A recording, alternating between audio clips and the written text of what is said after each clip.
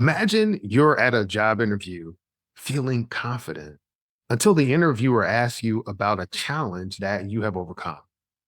You immediately think about several accomplishments throughout your career so far, but then you hesitate. That inner voice pipes up saying, they're not going to like that. You're going to sound like you're bragging. So you offer a weak answer. Really, you dance around a non answer where you use a lot of words, but communicate very little information. You know, you could have provided something better, but for some reason, you don't know why, but you did not. Does this sound familiar? So most of us have this inner critic constantly undermining us. But here's the thing, that inner critic doesn't just sabotage us in our careers or our businesses, it seeps into our personal lives. We might hesitate to try new things, snap out at our loved ones because of our own insecurities, or we lose out on fun opportunities because we just don't feel deserving. So, over the next few weeks, we're going to continue to help you deal with this inner critic and equip you with the tools that you need to design and live a life where you are thriving at work and at home. I like to say where you're winning at work and at home. So, welcome to the Engineer Your Success podcast. My name is Dr. James Bryant, your host and your guide. Over the past few weeks, we've been talking about this concept of borrowed belief. This whole thing of when you don't have that belief in yourself, there are times when you can borrow the belief from others. Last week, we talked extensively about a concept called a belief bank, where you're going through, you're writing these positive statements down, both things that you've said about yourself, things that others have said. And then every day, you're going into this belief bank, you're pulling this up, and you are reaffirming who you are.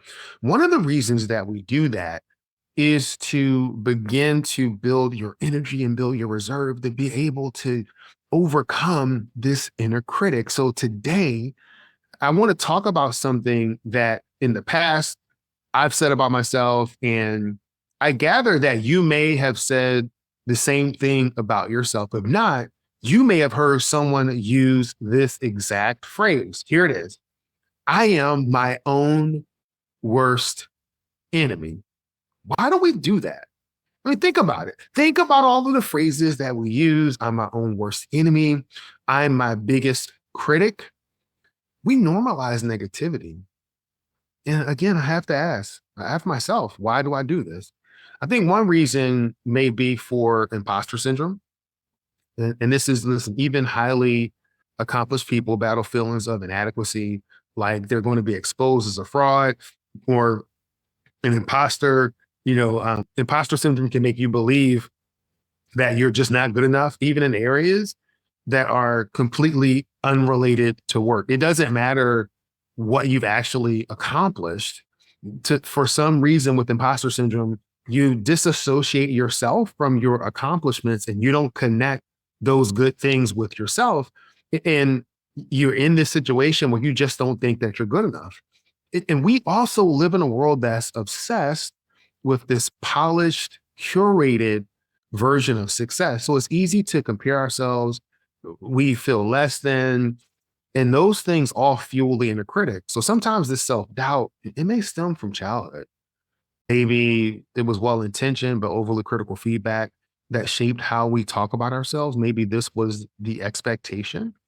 And sometimes it's not even about feeling inadequate, but there's a deep-seated fear of seeming arrogant or boastful.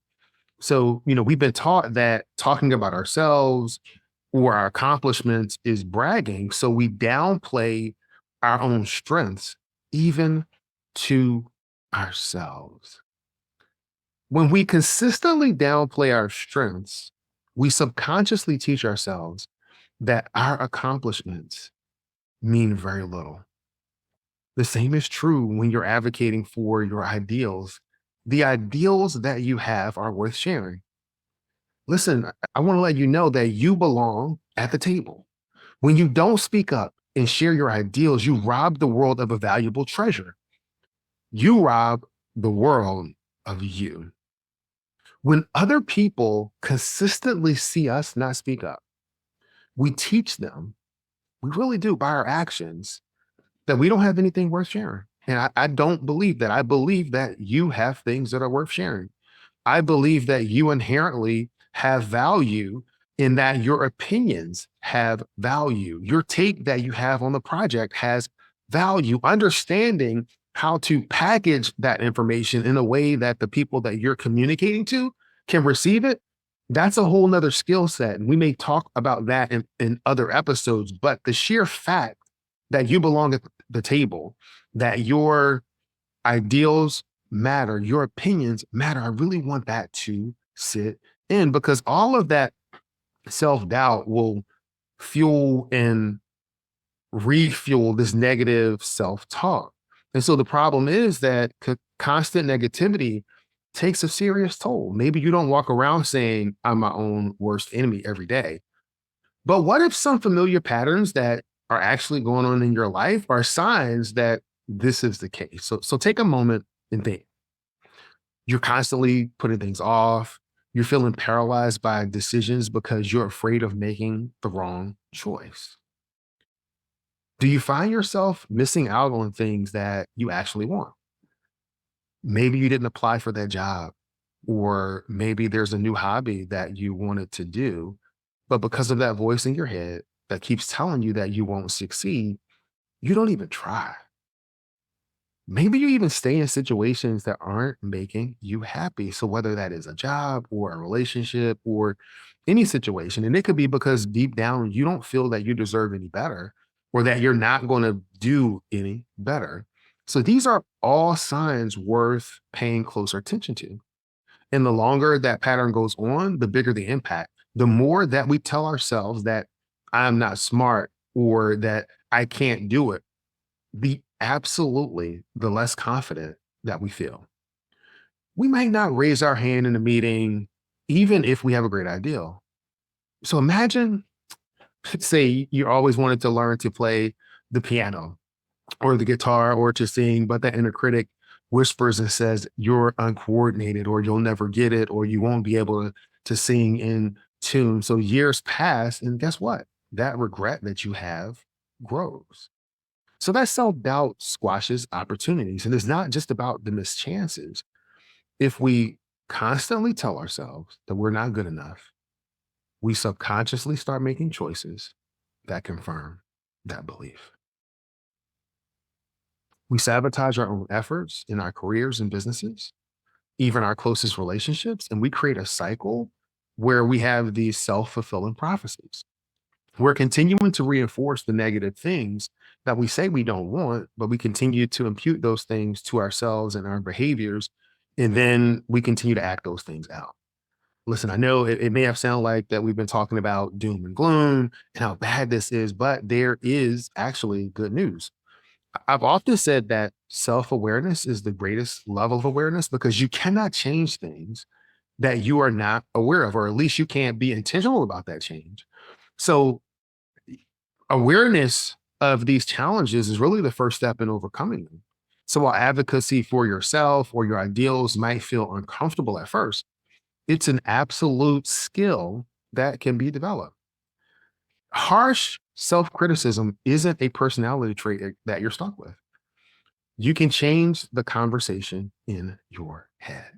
This is about recognizing your worth, speaking up for your needs, and confidently owning your accomplishments. Here's the incredible thing is that those benefits really, it goes beyond that because it's not just what you want in your career or in your business. This unlocks a whole new way of living. It's the gateway to the life that you want. So you transform from your own worst enemy to becoming your own best advocate. You take back control of your life. And so this transformation leads to better mental health, stronger and more authentic relationships. Imagine the ripple effect as you break free from self criticism and inspire others to do the same. So, just like we had this cycle of self fulfilling prophecy, where you're speaking negatively about your abilities, speaking negatively about your life. And so your thoughts and words translate into actions. Imagine if you're affirming yourself. Imagine if you're speaking positively about yourself. and let that become the self-fulfilling prophecy that rings in your life. So yes, there is work involved in this shift, but there is a payoff, and that payoff is going to be absolutely life changing. So I have a question for you. It's a really serious question. And they teach us in coaching not to really ask yes or no questions, but this is a yes or no question. You only have two options. I'm not going to give you the I'm not sure. Here's the question. Are you ready to begin this change? Are you ready to start this transformation from being your own worst enemy into your own best advocate? If you answer yes, then here are a few key areas that we're going to be focusing on over the next few weeks. One is cultivating self-awareness. Start thinking through exploring your strengths, your values, and your beliefs through reflection, journaling, perhaps working with a coach. These are all things that you can do to increase your level of self-awareness. When those negative thoughts come in, I want you to challenge those negative thoughts. So actively work on replacing self-critical thoughts with more empowering ones. You can go through the exercise that we've talked about the past few weeks with the belief bank. Another thing that you can do is learning through effective communication. So practice clear, assertive, not aggressive ways to state your needs and opinions. Learn how to advocate for yourself and for what you want. Build in your support network. So seek out mentors, allies, and environments where this self-advocacy will be encouraged. So here's the call for action for this next week. I want you to start a simple journal. It can be a few words, a few sentences. It can be as robust as you need it to be. But when you hear that negative self-talk happen, what I want you to do is jot it down. I want you to keep track of it. Did it happen during a work meeting or maybe while you were interacting with your kids? What triggered it? And if you don't know, it's okay to write you don't know. So what exactly did that inner critic say? And how did it make you feel? Simply noticing these patterns is really the first step towards changing them. Knowing those patterns is the first step in growing in your level of awareness. So believing you're your own worst enemy really keeps you stuck. You're going to be playing small in every aspect of your career and your life. Here's the amazing thing. You have the power to change this story. The transformation is going to take effort, but the payoff is more confidence, more fulfilling work, and stronger relationships. And you are absolutely worth that effort. Your happiness is worth that effort. And I would say that you deserve it. So in the next few weeks, we're going to start reshaping that inner voice and laying more of the groundwork for you to become your own best advocate. I'm going to end this podcast like I end every podcast, and that is this. Many people know what to do.